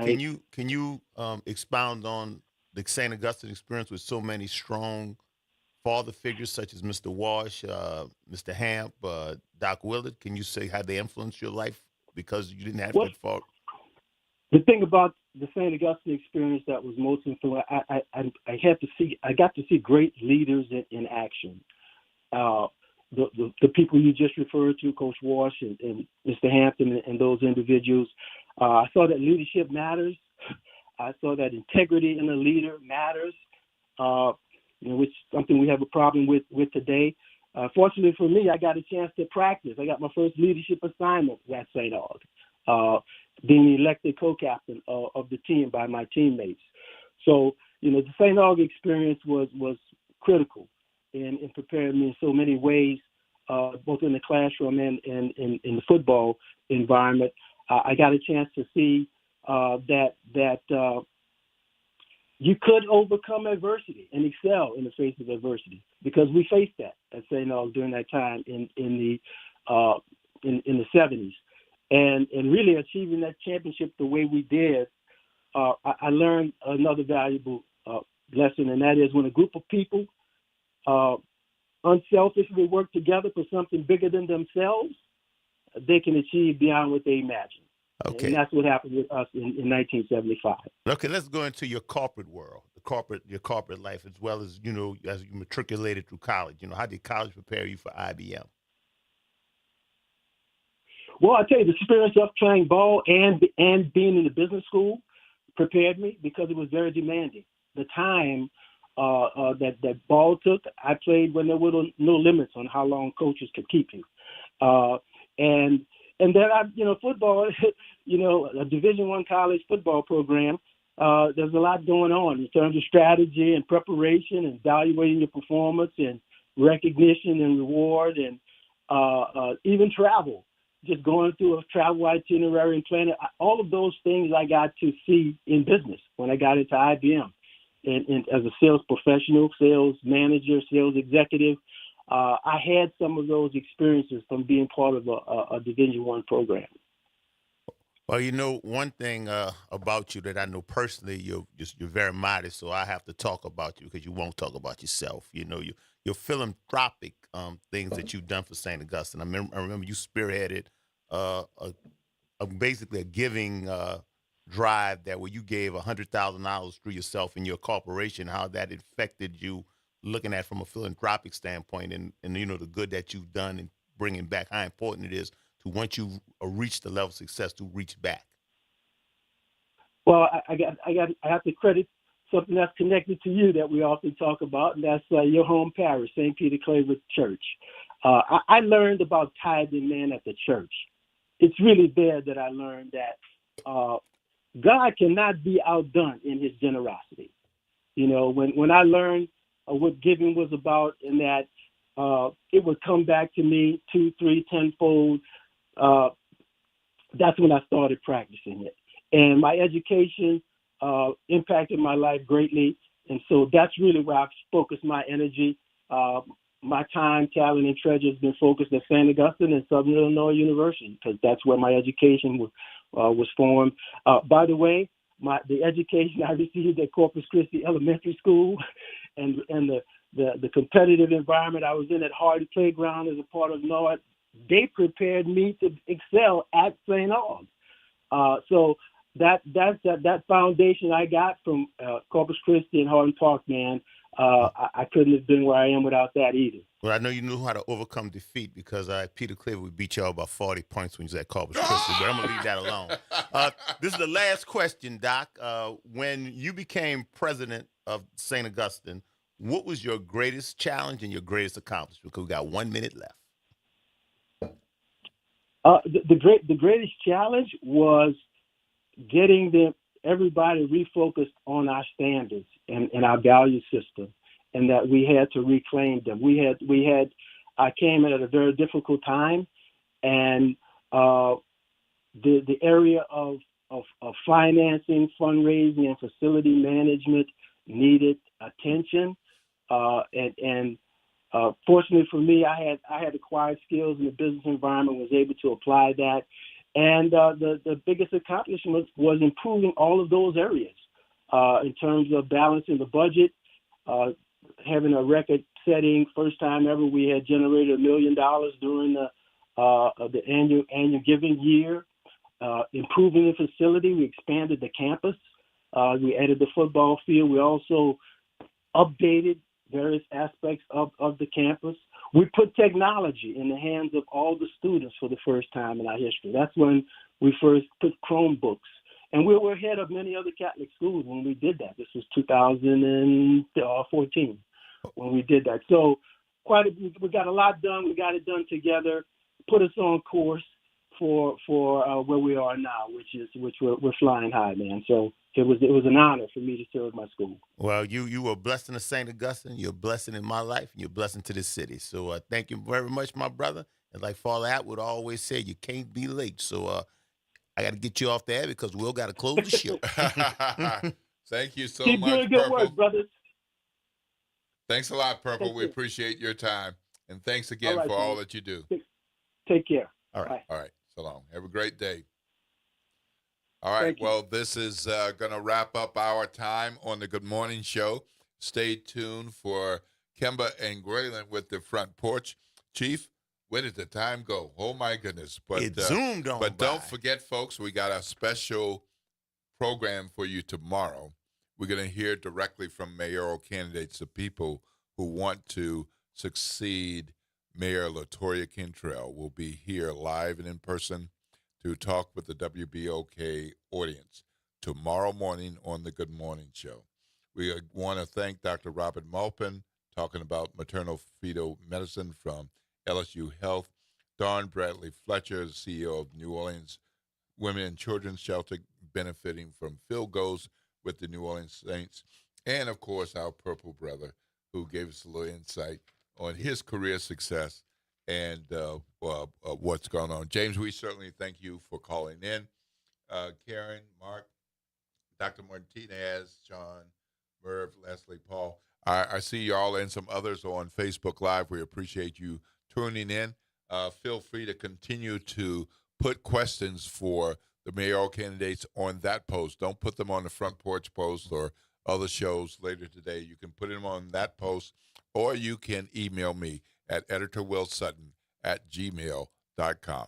You all have a blessed day. This is WBOK, 1230 a.m., what New Orleans is talking about all day long.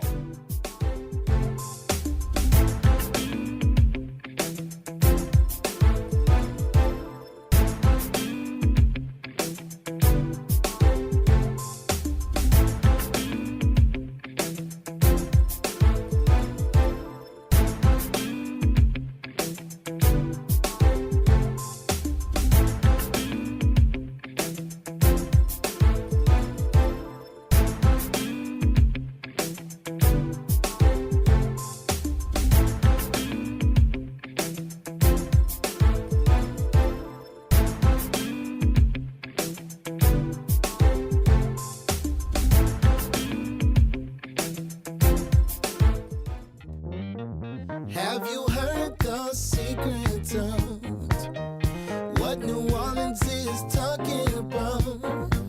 I promise everything will be okay if you're listening here on the airwaves.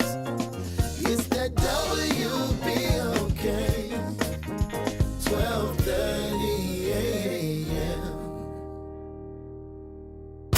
From the campus of Xavier University, WBOK Go and Equity Media Station. This news report is brought to you by New Schools for New Orleans. Join New Schools for New Orleans, All-State Sugar Bowl, and Integer New Orleans in recognizing and celebrating the Teachers of the Year at our 4th annual New Orleans Excellence in Teaching Awards Gala. The gala will take place Saturday, November 1st at the Ritz-Carlton Hotel. This year's gala will feature New Orleans legend DJ Jubilee. Don't miss out on this intimate celebration supporting our New Orleans public school teachers. Tickets can be purchased on our website, newschoolsforneworleans.org.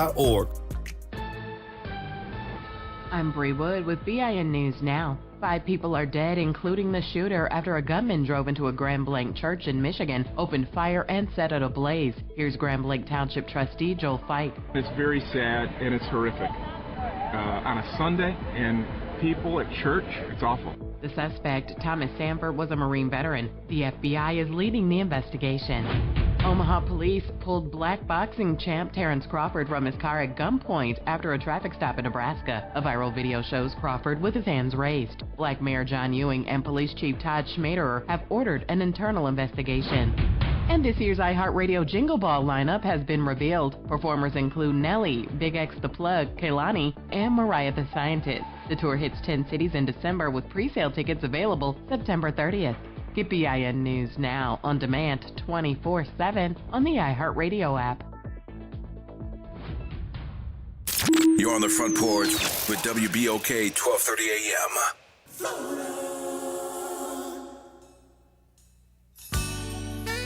Pisces, Virgo, Scorpio,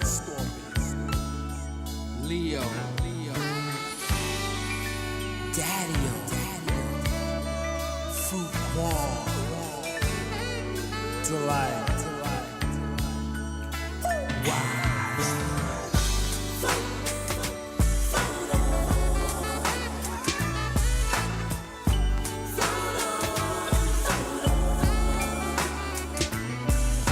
Scorpio, and my name is Delight.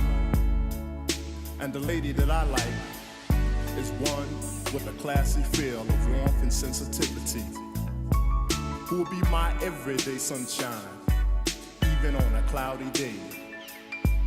So if you fit this plan, grab my hand and try to understand.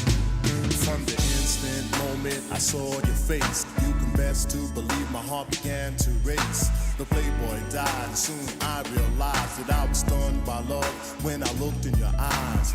Wishful thinking, wishing you was right here.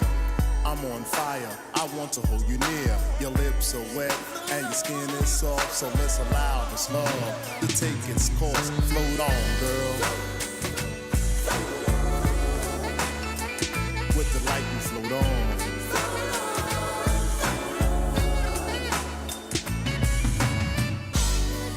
Peace. My name is Fuquan, and my sign is Virgo. Now what I love in a woman is treating you in a royal manner, for you are a queen of royal beauty that deserve words of treasure. As soon as you come home, I greet you by saying, peace, queen, your glow is so sweet. You feel so good, you look so unique. And girl, if there's a problem that's too difficult, Fuquan, I got the final result for a living. See, by fulfilling each other's need, my love for you grows. Queen, hear my plea, cause you're my first place prize. It's all about me and you, don't cry, float on. With Fuquan, you float on.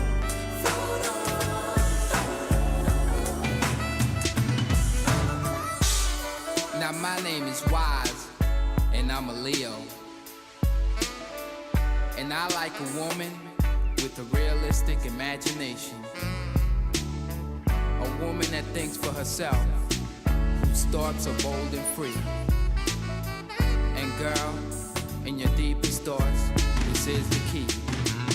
So just close your eyes, picture the love of your dreams. So listen up, young ladies, this is what I mean.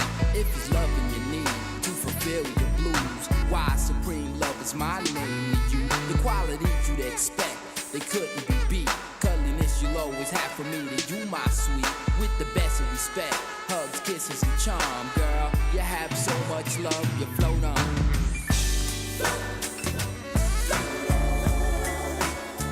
With Wise, you float on.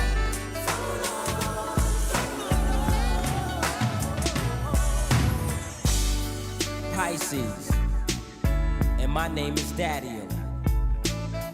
And I like the kind of girl that loves to get away.